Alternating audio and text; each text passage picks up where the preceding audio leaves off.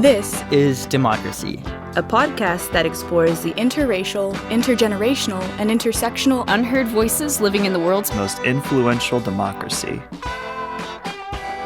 Welcome to our new episode of This is Democracy. Today we're going to discuss an issue that's very prominent in the news, an issue that has been central to American history from the very beginning, and an issue that is likely to be central to the next few years of the renewal of our democracy, and that is the question of religion and democracy. How do we reconcile religious beliefs, which are often focused on otherworldly concerns, with a democracy that's hyper-concerned with the condition of human beings in this world? This is not a new issue, as I've said, but it does seem to be an issue that's getting more attention and becoming more controversial in recent years. We're going to talk to one of the most important experts working on these issues in the United States today, someone who comes from a religious background herself, but even more important, is a leading social scientist of religion and American policymaking, Ashlyn Hand.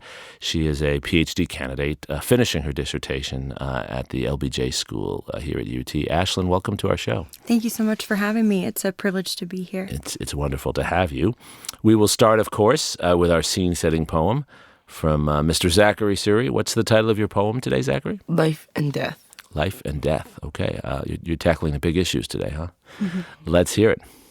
Religion is life and death when we pray under the fluorescence, when we scribble our commandments on the tabernacle walls of our living rooms, when we sing of the sins of 1,000 ancient kings and the hero's journey of life in David, who gave death to death and Goliath, and when we toast under the promise of the life brought forth from the rubble of Solomon's walls after the customary l'chaims. Religion is life and death.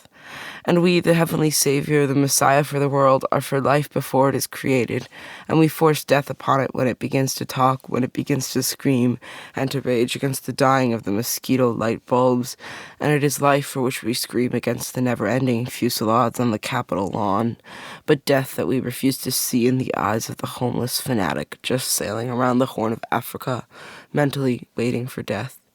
And religion is death, and religion is life, and religion is everything that seeps out of librarians' briefcases onto the floor of buses air-conditioned out of their mind by crazing diesel engines that wander past the borders of life. And religion is all the dust and death beneath the pantry shelves of supermarkets that rolls off the grocery carts and the children's shoes. And religion is life and death. And sometimes you don't understand the specific cocktail of living the buffet platter of dearly departed. And sometimes we don't understand religion, and sometimes we don't understand the religious. But sometimes we're able to see that religion is life and death and everything in between. I like the buffet of life. And what was it? Was it the cocktail? Dearly departed. The dear, yeah. That's extraordinary, Zachary. A very thoughtful, moving poem. What are you saying in your poem? My poem was really about how religion is so important in our daily lives and how it influences us all around us, even if we don't see it, and how contrasting religion can be, and how contradictory, but also how clear-cut at the same time. Mm-hmm. How necessary it is in a certain way, right? So, Ashlyn, religion has been central to our history since our founding and all the many ways our society was founded by many groups. Why does it seem like it's become more divisive for us as a society in recent years? It's a good question, and one I'm not sure I would frame quite that way, because I do think the question of religion and politics has been difficult in our own society since its founding. It's also been difficult on a world stage. Sure. And so the history of religion in general, no matter what the faith is, no matter what the geography is littered with examples and stories of such heartache that's born out of religion and such division, right? But also such unity, and right. I know we'll get there eventually, and such beauty too. So that rich combination, and it goes back to what Zachary was saying, the contradictory forces that combine, I think have been represented in the United States since our founding. But I would say we're just now getting to a point where we're realizing how ambitious the First Amendment really is. Interesting. Because of the conceptualization of pluralism changing. because at the founding of the United States, we're mainly talking about different Protestant sects. And then we kind of see that continuing to grow, continuing to expand to including a conversation about whether or not we can have a Catholic president. Right. In the Kennedy campaign. And That was a huge issue. It was People a forget huge that. issue. And now we've, moved past that, or it Yes. seems like we have moved past that. I think it's Diana Eck who talks about it was actually the change in our immigration laws in the mid-'60s, ending some of our exclusionary policies that then allowed for greater influx of religious diversity. But now we have a very different religious landscape. And the profound ambition that's embedded in the First Amendment is still coming out in new and distinct ways. And I think you see the broadening and the more complicated pluralist system just based on more diverse religions here in the United States, combining with a rise of the nuns, if you will, Right. or those that carry no religious faith, and that collision is difficult. Yes. And what are the things that make it particularly difficult now? Because you're obviously correct that religious divisions have been with us from the start in social and political ways. And we've come together at moments, but those divisions have always been there. At certain moments, though, it does seem like in our current moment that the divisions seem more evident than the sources of unity. And why do you think that's We're the definitely case? out of punctuation. Whether or not it's the only punctuation, of course not, but we're out of punctuation. And I think it's at least in part because of the political polarization that we're experiencing in this day and age. And so the rhetoric from the Trump Hillary, the Clinton-Trump campaign, I think is carrying over. Right. And I think has made certain conversations that used to be able to occur without vitriol have an added sense of, I'm not quite sure the word I'm getting at there, but an added sense of pain underneath Sure. it, defensiveness that leads to a lack of empathy for other groups. And I guess one thing that historians have long struggled with is to what extent is the religion driving the politics or the politics driving the religion? Of course, it's some of both. But when people come forward and say, I like this candidate or I hate this candidate because of her or his religious beliefs, are they using that to justify lower taxes or social programs they want? Or is it the religion that's driving them? And how do we understand these? You write on foreign policy in particular. Right. How do you understand this in that context? It's a great question. I think particularly because there isn't an answer, because the rhetoric often looks the same. So to me, the way that you have to actually get to that is what are the actions showing? And so if somebody's espousing a value that comes from their faith, maybe it's a universal one, maybe it's not, like human dignity. Right. But then you see in their policy choices over and over again that they are clearly not giving that to each person, and they're clearly not consistent in the way that they're conferring dignity on people, then to me it's like you start wondering what other incentives are behind here. Right. What else is going Right. on? What other goal might be here that Yeah. has nothing to do with dignity altogether. The opposite could be true as well. Somebody, says something that almost has become a common refrain, and it's easy to write them off as not Sure. being sincere. Sure. But that's also untrue a lot of the time when Right. people do have sincerely religious beliefs. Right. And that those values that they have from their faith come out in their policy decisions, which is what we want. Absolutely. Do you think that social media, which has been a topic of many of our discussions, and other new forms of communication, mass communication and also personal communication, do they make it harder to differentiate real belief from rationalization? I think so.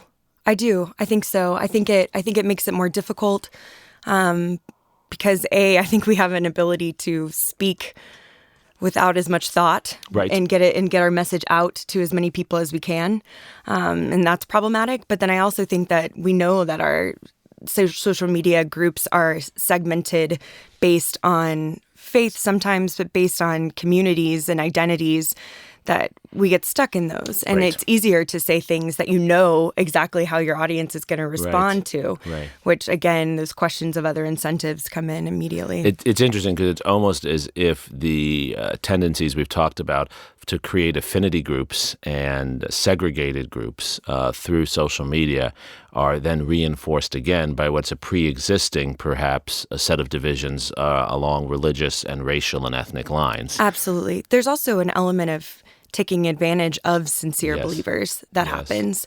I think that when there is sincere belief and that's moving in a specific direction, then it makes sense to me that then people would recognize that almost as a vulnerability or something to exploit. Interesting. Right. I think that's a really good point. So that takes us to the current controversy over abortion laws Sure. in states like Alabama and a number of other states, and then states like Oregon, which are going in the opposite direction and trying to make abortions available to everyone without cost. So how do we understand not the different positions individuals take? I think that's a personal choice, right? But why this is becoming such a major issue today. Why are certain states trying to prevent even young girls who have been raped from having access to an abortion? Why are other states trying to make this more accessible to the wider population? What's going on here? So I've thought a lot about this issue, and I think part of what we see that's going on is the fact that there's a policy opening that the Republican, or maybe I should say conservatives on this issue, pro-life community more broadly, are seeing for the first time. And it's real. There's a change on the Supreme Court. It's for the first time, I think, in the last 3 decades, we've had an actual possibility of seeing Roe v. Wade being reconsidered. And that, I think, is unique to this period. And I think that's because of that, some of the laws, as extreme as they may seem, are pragmatic in that way of getting kicked up, hoping that those lawsuits, it's hard to watch when you see the ACLU immediately come in to file different, what's the word I'm looking for? Litigation against these various laws. I'm particularly thinking of Alabama right now, thinking about that and wondering if that's not exactly what they wanted in making a controversial case and trying to get it. I think it is what they want. Yeah, it is what they want. Certainly and getting predictable also. Indeed, and smart. And it makes sense. So I think that that's what we're seeing. Is that for the first time, the religious right has a real voice that they haven't had in a long time. I think that the combination of that is a backlash from progressives that heighten the intensity and heighten the rhetoric around this issue to make it even more seem like it's even more black and white, when the majority of Americans fall somewhere in the gray of course. of believing that abortion should be legal in certain circumstances. Some, of course, think it should be legal in all. On the other side, there are some that think it should be legal, that there should be no exceptions and that it's a life right when it begins and that we need to protect that. So I do think when you're talking about stuff like bodily autonomy and like when life begins, it makes sense that those are the religious questions. Sure. But it does seem similar to the gun issue that the vast majority of Americans, religious for different denominations, are somewhere in the middle.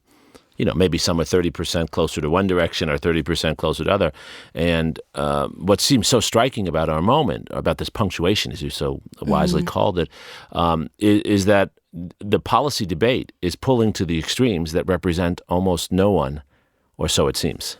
And I think that's less true for the ardent pro-life community. There is a strong ardent pro-life community that thinks there should be no exceptions. So I think there's Even a larger... for young girls who have been raped? I think, yeah. There is. Okay. Yeah. And I think that's a larger community than people maybe that if we're going back to the partial birth abortion, who would say, no, you can have an abortion up until the last moment. Like that's a smaller community. Zachary, did you have a question on this? Well, I was wondering how you see, with the rise of all these new laws, how do you see us reconciling these two views? Because I think it's something that it's really hard for many different states to live in contrast between these issues. Do you think there's a way to resolve these different religious divisions in a way that doesn't deny people's religious beliefs, but actually unites them? Not to be negative, and Jeremy might, get onto me for this. I would say, I think this issue, no. I think this issue is that polarizing for good reason. But I do think there's a whole lot of questions that how do we reconcile is how many times we get stuck on this particular piece of it. And thus, like, if, you have somebody that's ardently pro-choice and someone that's ardently pro-life no longer being able to speak about anything, not just abortion. In my view, like a pragmatic approach there would be recognize you're not going to come to the middle on abortion because your worldviews are so fundamentally different that this is going to be something that is pulling on both sides. But let's talk about, like, caring for young moms. Right. Let's talk about revolutionizing the pre-K system to where we have things to do. Let's talk about comprehensive sex ed. Let's talk about kind of these broader issues that, and again, maybe even still there's going to be differences, and some of those you'll be able to do within some communities, some you won't. But I do think that there's actually more room for commonality when you do respect each other's sincerely held convictions. And I guess the tragedy of our current moment, just building on your excellent point, is that the way these issues are now framed makes it harder and harder to have those conversations about the areas where we do have common existence. For example, in many communities, including Austin, there's a backlash against sex ed coming from the very groups that are trying to restrict access to abortion, which seems like a contradiction, but it's because the issue has become so polarized, right? Sure. And again, that's what I mean by you're going to have to find the communities that you can relate to and you can find those commonalities. So maybe with the far no sex education in schools, like none of it whatsoever, maybe then we're just going to talk about what do we do for pre-K education, or there's still room for growth and there's still room for conversations, but you're not always going to be the one to decide what those conversations are. Right. And so some of it, in my view, is a humility of saying, I'm open to working with you, even though I think we should be working on these things. It's still saying, like, I'm open to working with you, even if I don't get to set the priorities. Right. And I think that's useful. It's very useful, and it relates to some of the groundbreaking research you're doing, which is on how certain political figures have found ways to do this. So what do we learn from that research? How do we put the meat on the bones of what you've just described? How in a world as swirling with controversy, where people are sort of waiting, attack dogs are waiting to jump on you for moving to the middle. How can we draw inspiration from figures in prior periods who have done this? So I would say if I look back on my own research, which has compared the way that presidential administrations in particular have looked at international religious freedom abroad and the different strategies that the United States takes to promote religious freedom elsewhere, I think I've come up with two overarching lessons that might have something to say for our current day and our domestic context, because the connections between our foreign policy and our domestic policy in this area aren't that separate. Right. So first of all, is that we have to know the religious context in which we're operating in. So whether that's a different country like China, where religion is all but suppressed in almost every faith, versus some place like Saudi Arabia, where there's a theocracy that is dominating a society. Those are just two examples that actually look like, in some ways, what we're experiencing here now, which is there are new trends, there's new changes, there are new diverse groups of people. Yes. Religion's growing and it's waning. All of those are happening at the same time.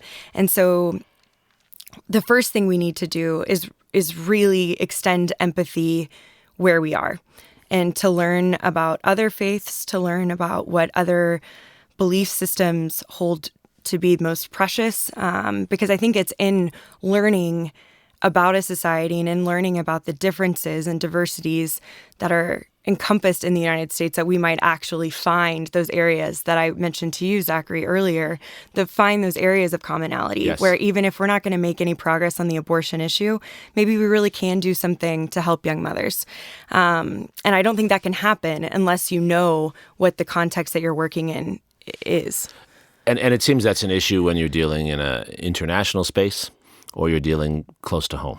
Absolutely. I mean, in some ways, for many people, myself included, parts of Alabama are more foreign than parts of Europe or Asia.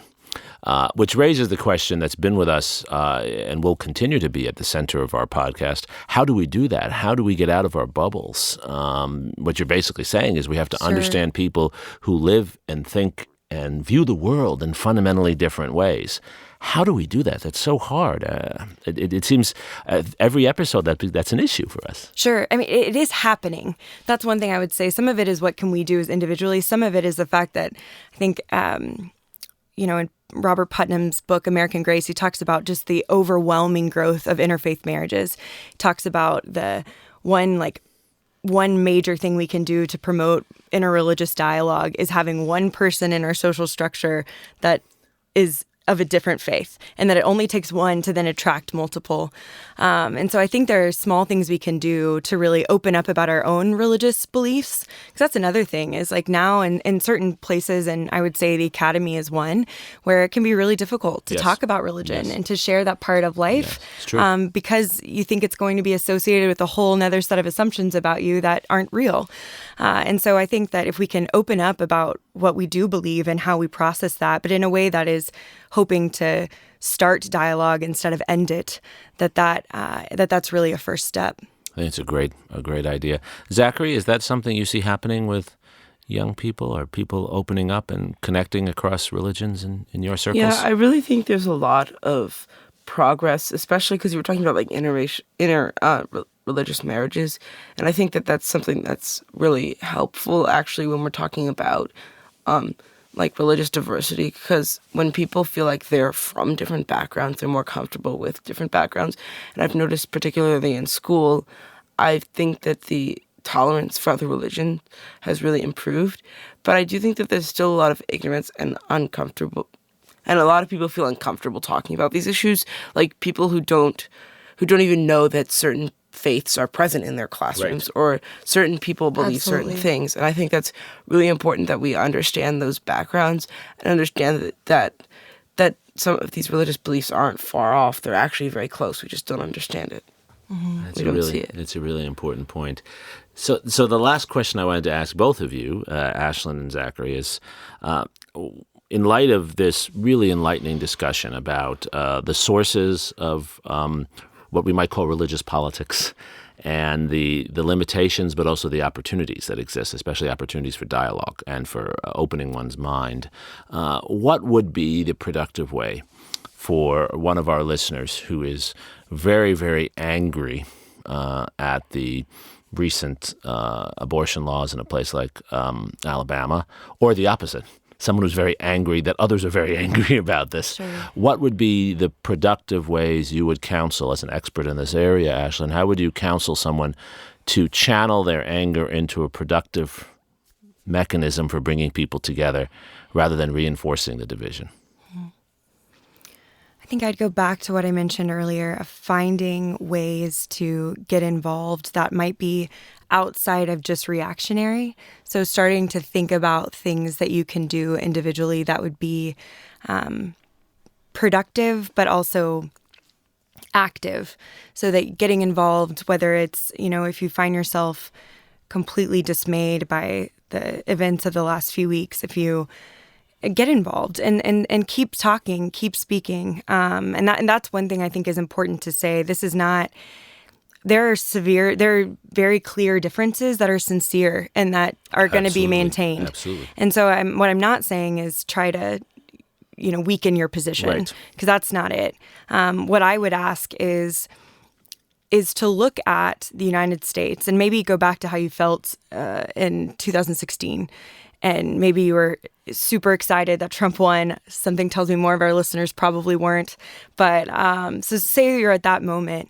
Remember that it was almost 50-50 in the United States. And I guarantee you can find some empathy for half of the population. So if you start from a place of this is not us versus them, this is not the elites versus anything else. There are religious people of sincere belief on sides of all kinds of issues. And if you can start from a place of empathy and benefit of the doubt, assume benefit of the doubt first, then decide what you want to do with it. If if you assume benefit the doubt first, then find something active you can do to find a new way to make a connection. So whether I'm going back to the same examples, but if we're still using the abortion case, go back to what are things besides just saying how angry you are that you can do to help women who find themselves in this situation. Right. What's something you can do in your own neighborhood to where might be able to even help one person who finds themselves in this situation. I think that's such great advice, right? Find ways to channel your anger into helping those that you want to help. Use that as additional motivation. And that's traditionally what we've done as a society. We've had controversies like this throughout our history. But social groups, often non-governmental groups of different kinds, groups of students, groups of anti-war protesters, groups of anti-communists, whoever they are, right? Groups have come together. The whole civil rights movement was built around churches doing this. Zachary, does that seem realistic for young men and women of your age to do this? Yes, I think that that's something that, I think that respectful conversation is actually something that that kids are actually learning or not learning at a very young age because I think there's a lot more conversation and discussion. But I also think that the problem is I think we still need to and we still have to have discussions about controversial issues because those issues still need to be addressed. I think the problem is that I do see that sometimes there's a problem because people just try and avoid those issues instead of actually addressing them. Right. And I think we need to move beyond those differences when it comes to other issues, but there also needs to be a time when we can discuss them. And I don't think there's a good time and a good place and a good way to discuss these And we issues. need to make time and make space for that, right? Well, sure, please. Last thing I'll say on that point, I think one small piece of advice I might offer there is to limit the scope of conversation at one given time. So because we're in this polarized world and we are making, even naturally, we've been trained to make assumptions about what other people believe or think based on maybe some silliest things as what they look like or what gender they are Absolutely. or what religion they are. We take that to mean something that it doesn't mean. And so that would be kind of, as you're going into those conversations, part of the way to make them safer is to limit them and be clear about what it is that you're talking about and what you're gonna put off on hold. Because I think our problem is that we try to take on that entire conversation in one sitting, and then it bleeds into now we're talking about 7 different social issues, and it's overwhelming, and religion is mixed up in the middle. So and in that context, when you throw everything together in Zachary's cocktail or buffet, as he put it in his opening poem, then the most outrageous stuff always jumps to the top, right? This has been such a valuable conversation. I think one of the major insights here is, despite our differences, the opportunities that exist, especially for those who are not stuck in political positions around these issues, to return, in a sense, to basics and have conversations around the common issues that motivate religious belief. In a certain way, we have to spend less time arguing over doctrine and labels and more time talking about the things we believe in that bring us together. And that is the American tradition. This is what Tocqueville noticed, right? That Americans go to different kinds of churches and different kinds of synagogues and mosques, but yet they're able to find ways to work together and talk together. And I think that's very possible. I think we've modeled that here. So thank you, Ashlyn. Thank you, Zachary, for an enlightening discussion today. I think we've done a remarkable job of highlighting the challenges and opportunities in our democracy. And thank you to our listeners for joining us on This Is Democracy.